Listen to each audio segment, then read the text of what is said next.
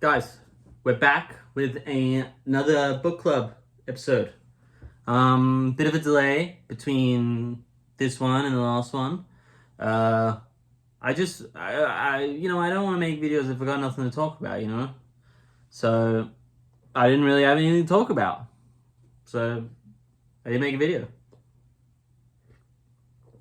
Got my fresh cup of coffee I've just made. I've just got home from work, and so it's my little Garfield birthday one. I really like all things Garfield and all things Snoopy, so like I collect anything that has that on it. Anyway, not so busy week, getting back into the flow of the year, normal kind of stuff, I guess, for everybody. Main thing is that I finished In Cold Blood. That is finished. It's done. We can cross this one off the list. First book of the book club done.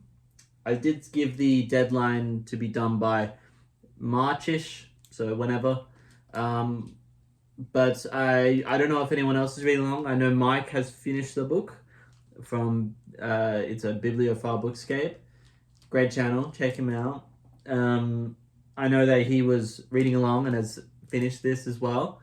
But I'm not going to make a video on this just yet because I don't want to spoil it in case there's someone who's not in the comments that is reading along or has just seen this video and, wants to join along at the last minute.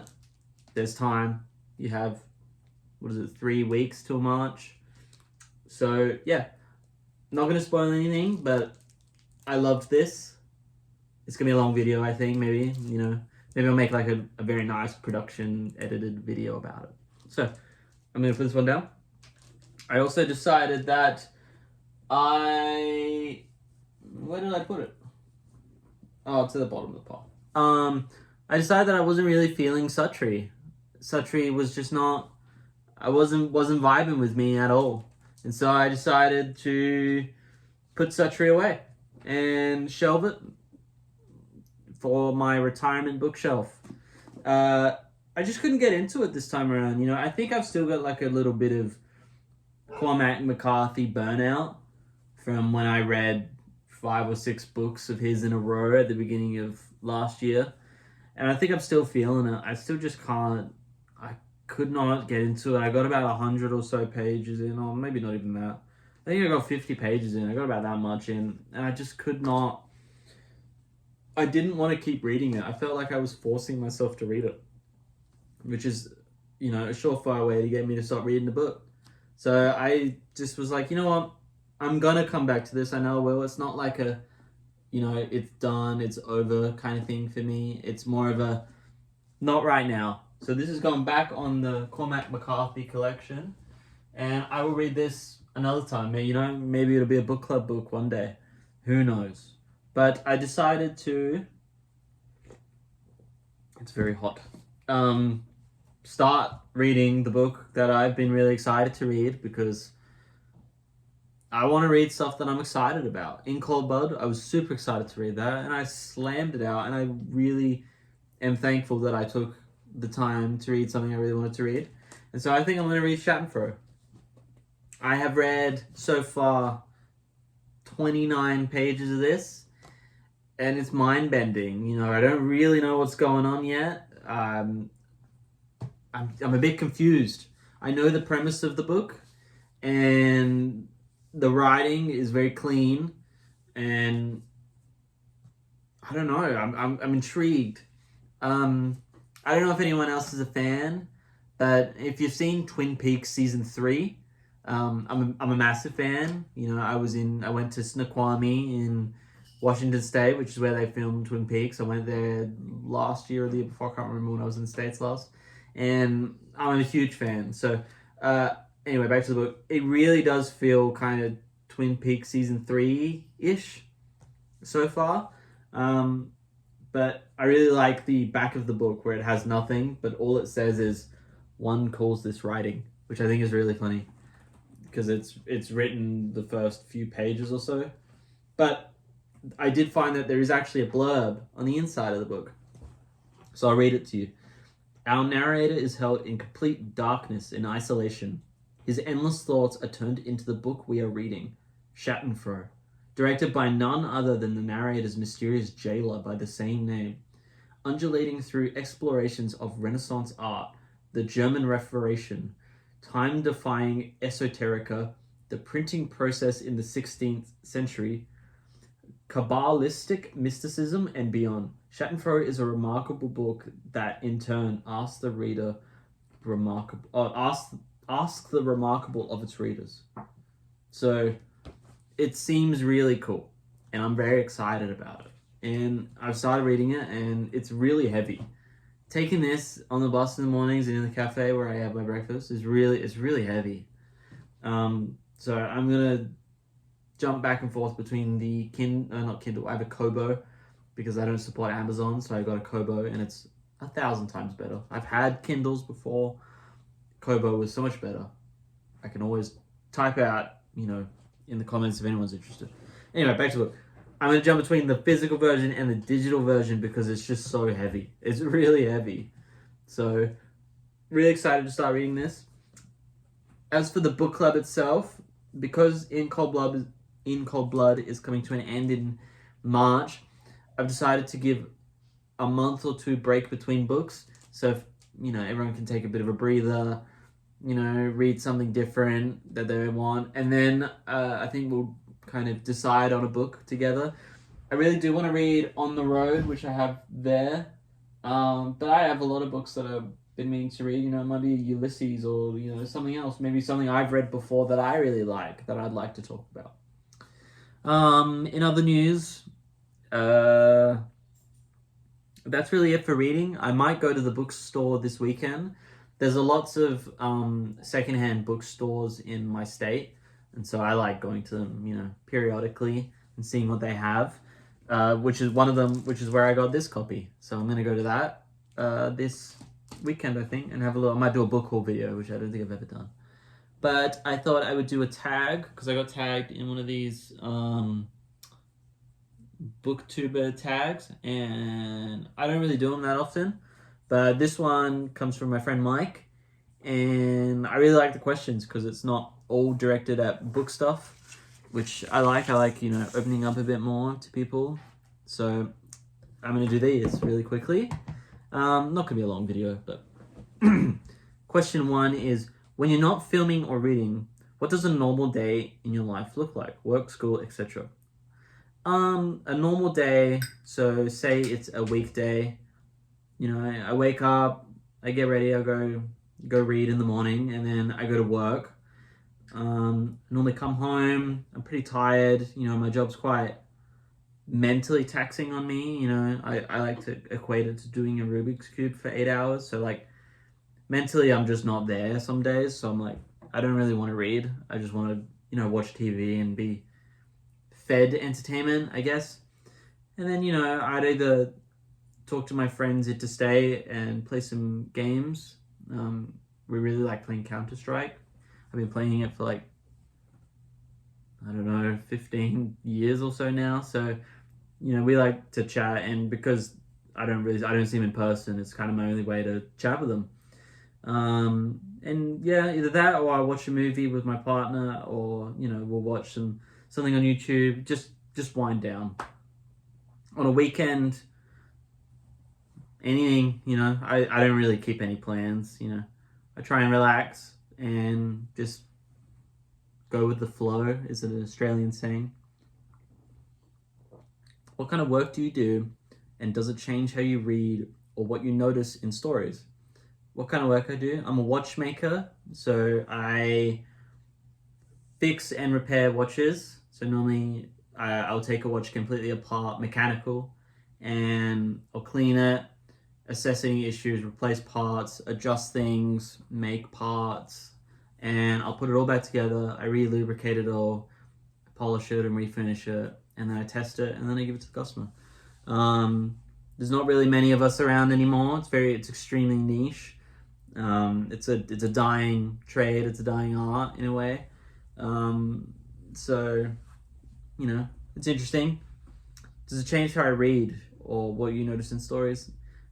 Not particularly. I guess I'm pretty detailed orientated, but not I don't notice a difference.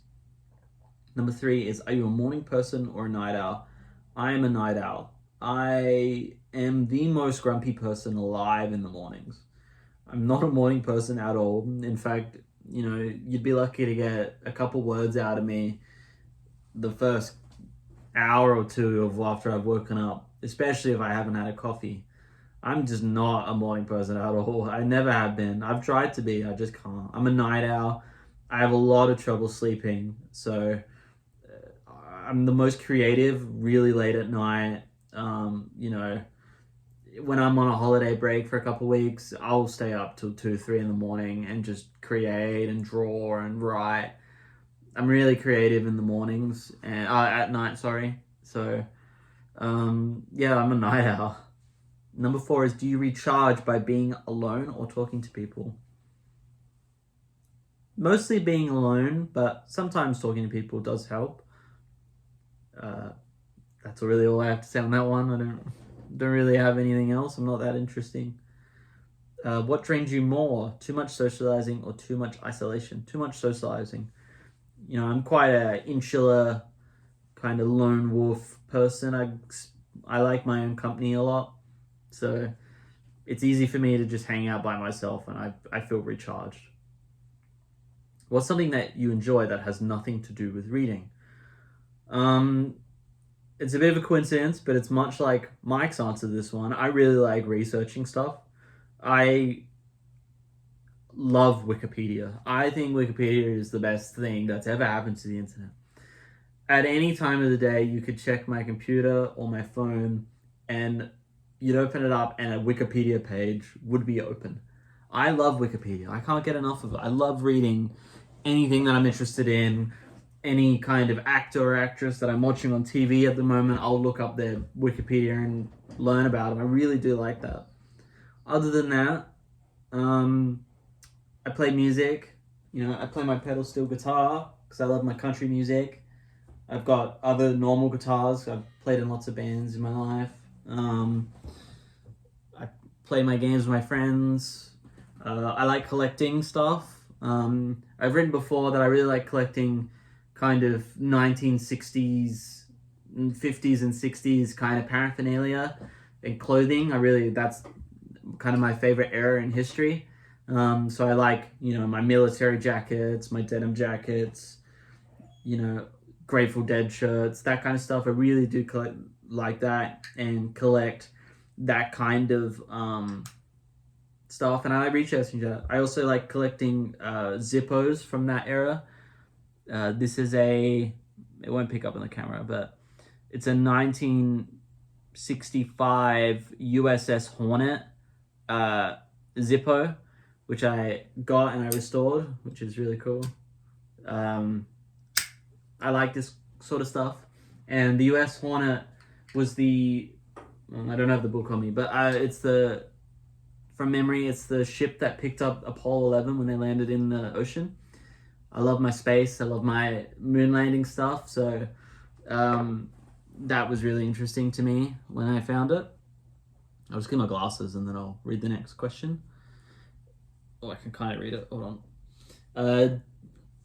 Do you like planning things ahead of time or figuring out them as they go? I am freewheeling. When it comes to traveling and that kind of stuff, I live that kind of freewheeling, Kerouac, see what happens, adventure. I like having a rough idea of, I'd like to see this or I'd like to go there and I have to be here by then. But day to day, I just kind of see what happens, see who I meet. Sometimes I've met people and hey, do you want to come do this since you're in the town? Sure.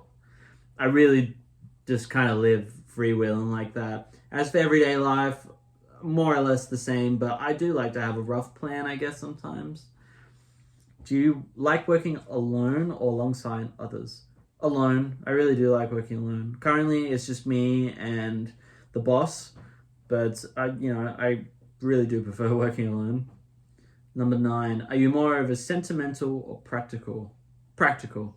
I'm not really sentimental at all. And, in my line of work, a lot of people are sentimental about their watches and whatnot. And it just doesn't do anything for me. I'm not really a sentimental person. Again, I'm a live in the moment kind of guy. What kind of pace do you prefer in life? Busy, steady, or slow? Steady, in the middle.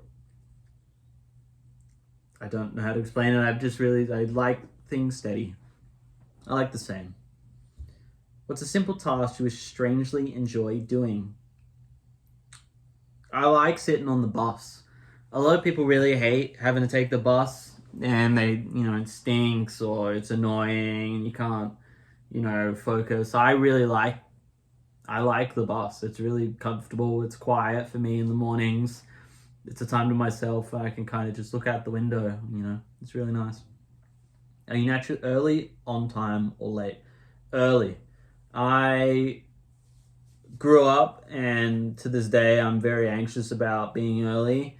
And I agree with if you're on time, you're late. I'm always 20 to 15 minutes early to everything. For work in the mornings, I get there an hour before I start, and I have a coffee and I wait until I can be early because I'm just that cautious of time. I get really stressed out about time, and if I'm late, I get really stressed out. What motivates you more, curiosity or responsibility? I don't know. I can't answer that one. I really don't know. Number 14 is what do you tend to overthink? What helps you feel grounded? I overthink everything. I'm a real stressed out, anxious person a lot of the time. Helps me feel grounded is I don't know. I live a lot of my life with the it is what it is kind of attitude of like, oh well, that's how it is. That's what it's gonna be. I just kind of accept things, I guess. There's that Grateful Dead song "Touch of Grey" where it's the chorus is "I will survive," and I kind of feel that. You just keep on trucking, man. You don't really think about it. I just you taking another hit. You just keep on going. Don't stop. What kind of humor do you naturally use? Oh wait, sorry, I missed one. What's something? Oh, my computer just died. What's something you always notice when entering a room? I don't know. Furniture, I guess. I really do like furniture. What type of furniture people have, and what era and what kind of style they go for. I really like that kind of stuff. What kind of humor do you naturally use? I don't know. It's very Australian. We're very laid back, relaxed kind of people. We don't take things too seriously, Australians. We just kind of relax and chill out. We're not serious people. We're always joking. Self-deprecating, dry, crude. We're a very jokey, kind of relaxed kind of people. And if anyone ever visits Australia, you'd find out real quick how, there's a saying, instead of saying, for Australians, we do this thing where instead of saying like thanks, we say too easy of like, oh, like, are you going to go to the shops later? It's like, yeah, you can come too. And you'll go, too easy. Yeah, I'll come too. Like, everything is just so relaxed and yeah, it's easy. Yeah, no worries. No worries. That's a big one. Or some real kind of, I guess you would say, bogan for Australians is the equivalent of rednecks. So a real bogan way of saying no worries, they say no walkers. But I haven't heard that in a long time. But that is the thing, no walkers. So we're very relaxed, very funny people. Do you usually multitask or single task? Multitask. I got 100 things going on at the same time. I'm a juggling master at this kind of stuff. What's your default reaction to free time? To plan or relax? Relax. I don't do nothing, man. Like, as soon as I get free time, shoes get kicked off and I just sit around and do nothing. I like to potter around the house. I like to look out the window. I like to read, listen to music. I do nothing. I like doing nothing because I think doing nothing is such a privilege. There's some people that have constantly got to keep going and going and going and going, and like nose to the grindstone kind of thing. And they're always stressed out and they've got to, make money and whatnot. But if you get the ability to do nothing, even for a day or a week, that's a privilege, and I really like to indulge and really feel like, oh, I'm so lucky to do nothing. Like, I'm so lucky to be bored, you know? Are you comfortable with silence around other people? Sometimes, I guess. I think it's a bit situational for me. Do you usually remember conversations or impressions? Conversations. I have a really good kind of linguistic memory.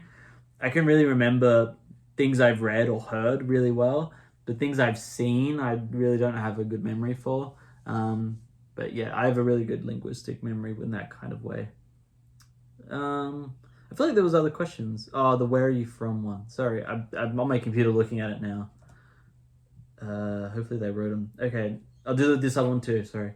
Where were you born and what was your town like? I was born in country South Australia, but where I live now is the city of the South Australia. It's alright. You know, it's a very small city, I guess, in terms. Australia's population is like, what, 25 million? It's pretty small. What am I trying to say? The town that I live in now is considered like, imagine like a city, but also a country town. Like it's just a very, very big country town. Not a lot goes on here, you know, but I like it. I guess that also answered question two of where do you live now? What is it like? I didn't move. Have you lived anywhere else? No, but I've traveled a fair bit. I'd like to live in the States. I would love a job offer. But yeah, it's hard. It's hard finding work in my industry. Who are some famous authors or works of literature from your home? I actually have no idea.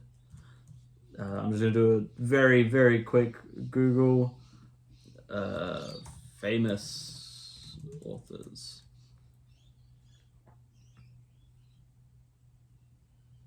I have no idea who these people are.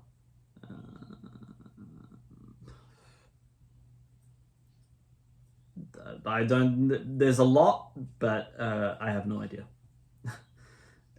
Yeah, I'm sorry. I don't know any of these names. Are not like mega famous enough for me.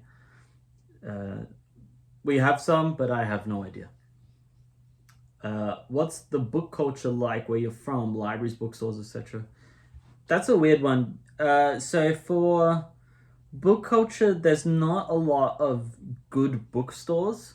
I guess the equivalent of there's one chain of bookstores in Australia, and it's called Dimmicks, and I equate them to like an airport bookstore where they've just got the most popular stuff. But imagine that, but with like some classics in there. I guess I would say like it's like a Barnes and Noble, but a very, very small version. I went to a Barnes and Noble in outside of New Orleans on the way to Houston. I went to a Barnes and Noble, and that thing is like a giant warehouse full of every book I could ever think of. Dimmicks is like a very, very small version of that, but with not everything. It's just kind of the most famous books and then kind of the TikTok popular books of the time. So that's kind of a bummer. We have a lot of secondhand bookstores, but a lot of them don't really have good secondhand books. Like it's very rare to find something good in there. It's just a lot of junk. So we don't really have a good book culture.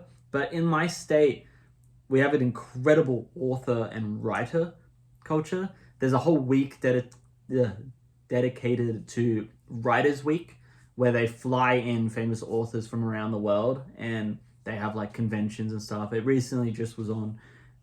So we have an incredible kind of arts and culture, but as terms of like buying books, there's really not much. There's lots of small independent bookstores, but they kind of don't have the stuff I'm looking for. You know, like I had to order in Schadenfreude, and this is kind of like the hot book at the moment, or was last year, and I couldn't find this anywhere. I had to order it in overseas. You know, you rarely get good Cormac McCarthy's and, you know, stuff like that. Like, they have some stuff, but a lot of the independent bookstores, they kind of have like a I don't know, not tunnel vision, but they have like a kind of a theme they go for with their books. Like there's one bookstore in a city I went to in Australia, which is just kind of like queer authors, which is cool. It's really cool, but they don't have like a very big, I would say, kind of presence of bookstores that are kind of diverse with everything. Especially in my city, there's just nothing. But in other cities, like in Sydney specifically, there's a few really, really good bookstores that I went to. Um, one one bookstore when I was going to Sydney, I was going there every 6 weeks at one point. There was this bookstore in, I think it's pronounced Glebe, called Sappho Books and Cafe. And I used to go to this one every time I was in Sydney, and I'd always pick up something really cool. It's a lot of like secondhand donated books as well. But the people that are donating the books have really good taste. I picked up Antkind by Charlie Kaufman, which is a book I was searching for. So there is those kind of bookstores around, but there's just not a lot. I remember when I went to San Francisco last year, there's so many bookstores in there and so many incredible kind of collectors bookstores where they have like super cool editions. I was just like in love with how many bookstores there were in San Francisco. I might do like a longer video. I was making my own book kind of tag, so I might do another one soon with questions that will kind of answer a bit more about my travels and books. But yeah, there's just not really that huge of a book culture where I'm from, unfortunately. You know, in especially just in my state. But I follow another Australian booktuber.